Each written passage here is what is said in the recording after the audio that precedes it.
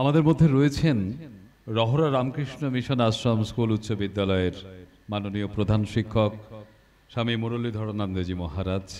যদি তার কাছে দু এক কথা শুনি, মনে হয় কারোর আপত্তি হবে তো নাই, আমরা ঋদ্ধ হব বলে স্যারের কথা শুনে শেষ করব। আমি বেশি কিছু বলে সবাইকে বিব্রত করব না।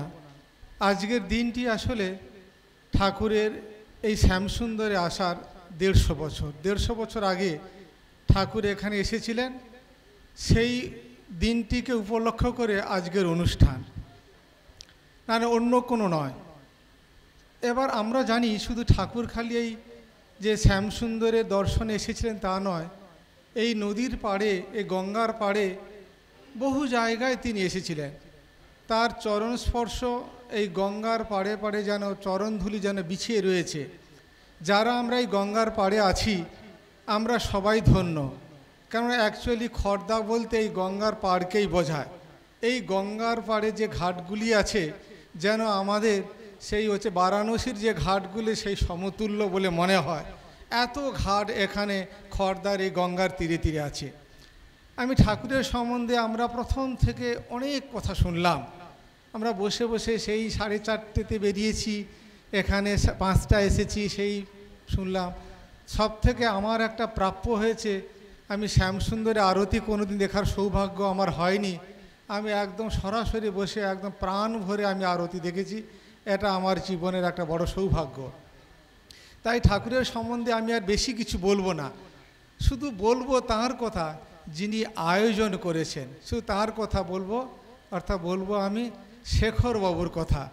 তিনি হচ্ছেন, দেখুন, তিনি ঠাকুরের ভক্ত। আমরা সবাই কেউ না কেউ ঠাকুরকে এনে প্রতিষ্ঠিত সবার কাছে তুলে ধরেন।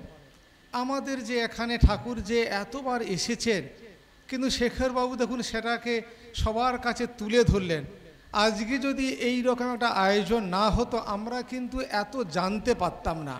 আমরা বই পড়েছি, অনেক কথামৃত পড়েছি, ঠাকুর এখানে এসেছেন, তিনি বলেছেন হেঁটে বেড়ায়, চেয়ে খান, অনেক কিছু বলেছেন, এখানে প্রসাদ 100 টাকা দিয়ে, অনেক কিছু আমরা পড়েছি, সব ভুলে গেছি।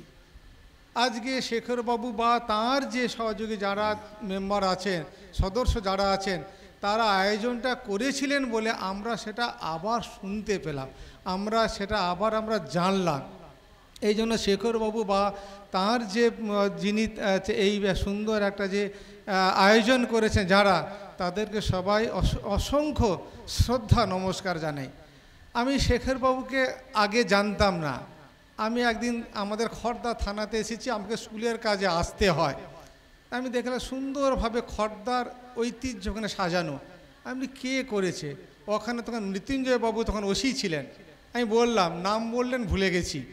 তারপরে আমি আমাদের সেন্ট্রাল কিচেনে সুন্দর সাজানো আছে, তুইন মাছকে বললাম, তুইন মাছ কে করেছেন, এত সুন্দর সাজিয়েছেন, খর্দাকে এখানে তুলে ধরেছেন।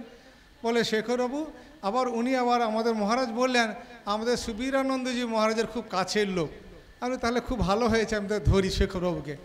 আমি শেখরবাবুর সঙ্গে পরিচয় হলাম, বললাম, শেখরবাবু আপনি আমার স্কুলটাকে এমনভাবে করে দিন, আমাদের এখানে ছাত্র, শিক্ষক, অভিভাবকরা আছেন, তারা যেন দেখে স্কুলে ঢুকেই বুঝতে পারে যে আমরা খর্দা কি, খর্দার ঐতিহ্য, খর্দা কি কি আছে, যেন দেখে বুঝতে পারেন। শেখরবাবু আমার স্কুলটাকে সাজিয়ে দিয়েছেন। কথা খর্দার কি আছে, খর্দা, পানিহাটি এই অঞ্চলে কি আছে, সেই সব জায়গায় যাওয়ার দরকার নেই।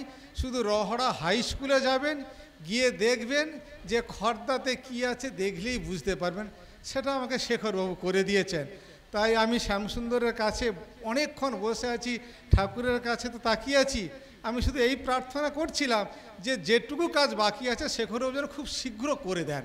তাহলেই কিন্তু আমাদের স্কুলের যে ছাত্র, শিক্ষক, তারা দেখে বুঝতে পারবেন যে খর্দাতে কি আছে, কি ঐতিহ্য আছে। ঠাকুর বা আমাদের শ্রীরামকৃষ্ণ একা নন, এখানে আরও যে মনীষীরা এসেছেন, তারা কোথায় কিভাবে এসেছেন, সব যেন দেখে বুঝতে পারে।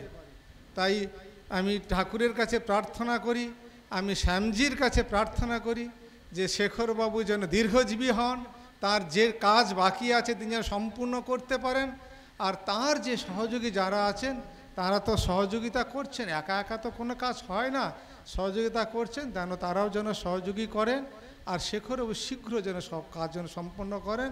আমি শ্যামজির কাছে আবার প্রার্থনা করি, ওং শান্তি শান্তি শান্তি, হরি ওং তৎসৎ, শ্রীরামকৃষ্ণার প্রণমস্তু।